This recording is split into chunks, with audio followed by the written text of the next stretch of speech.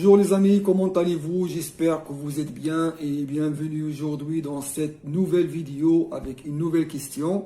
Alors aujourd'hui, je vais parler sur la relativité générale. Donc il y en a ceux qui vont dire, bah écoutez, il a lâché, je sais pas quoi. Il doit parler sur la mécanique quantique. Oui, on a à voir avec la relativité générale parce que elle est le saint graal de la physique moderne parce que nous n'avons pas jusqu'alors une théorie des champs complète pour savoir les origines de l'univers à cause de notre manque de compréhension de la relativité, de la gravitation à l'échelle quantique. Et par conséquent, je dois parler sur la relativité générale et présenter les liens que nous avons avec la mécanique quantique. Alors, tout d'abord, pour la relativité générale, je dois la critiquer parce que toujours, pour moi, elle est une théorie magnifique, bien sûr. C'est vraiment, Einstein a vécu des années avec la relativité générale. Le mec était vraiment quelqu'un de puissant.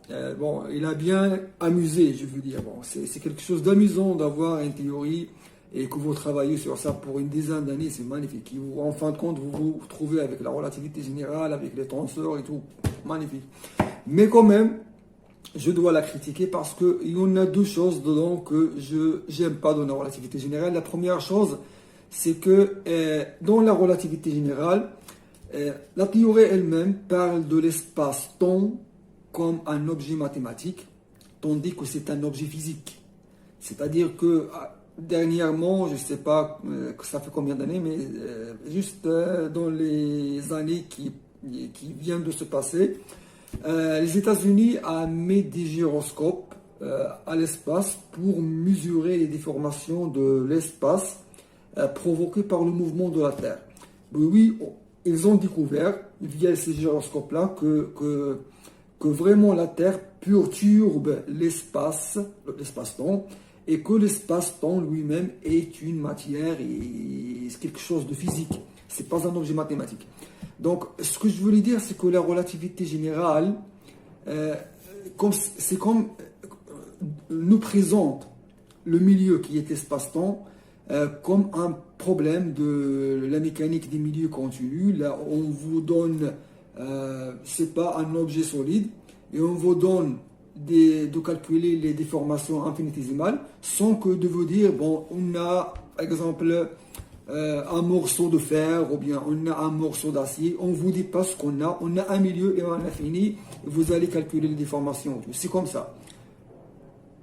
Mais vu que c'est une théorie physique, il doit nous informer sur la nature de ce milieu-là. C'est quoi? C'est quoi vraiment? On est dans l'espace, on bouge, on part et on revient, mais on doit savoir c'est quoi la nature de cet espace appelé, de ce milieu, pardon, appelé l'espace-temps, ce que la relativité générale ne dit rien sur ça. Et c'est vraiment un point fort qui montre que la relativité générale est une théorie incomplète.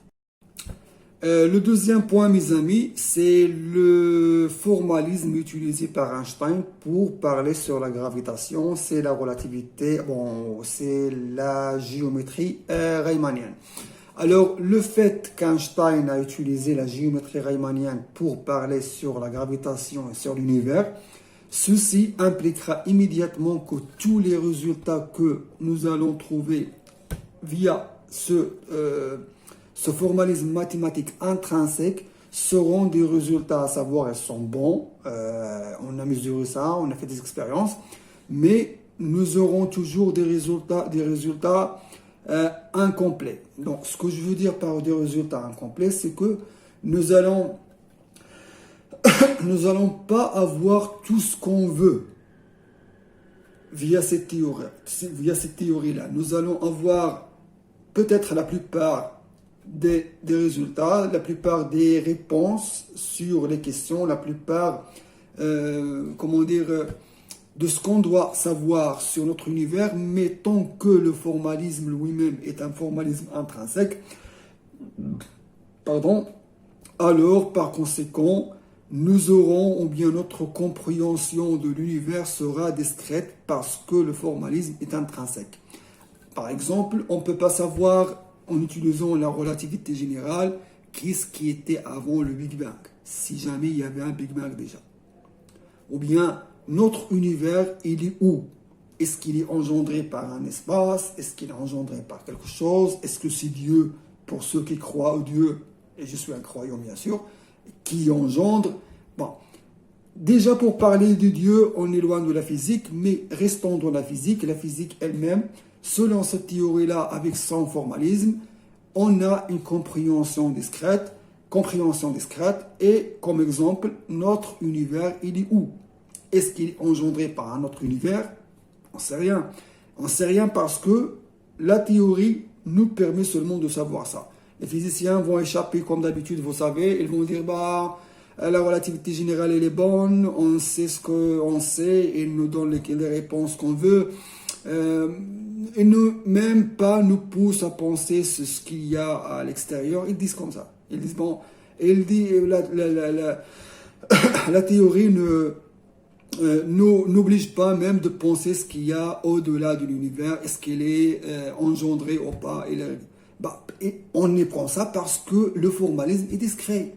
Bon, c'est supposé qu'on utilise la géométrie de Gauss pour étudier l'univers. Alors dans ce cas-là, la vision ne sera pas intrinsèque, ça sera extrinsèque.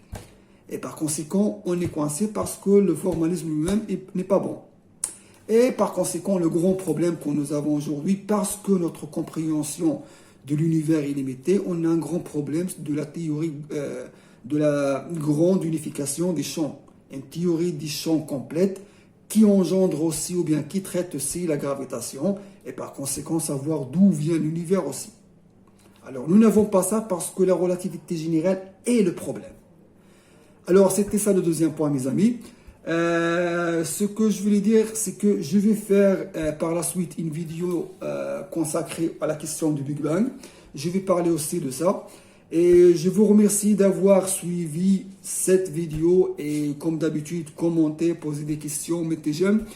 Et je vous donne rendez-vous la prochaine fois avec une autre question. Bon, j'ai pas oublié. C'est quoi la question d'aujourd'hui? La question c'est que est-ce que la relativité générale d'Einstein est un obstacle pour nous les physiciens d'avoir une théorie quantique des champs unifiés?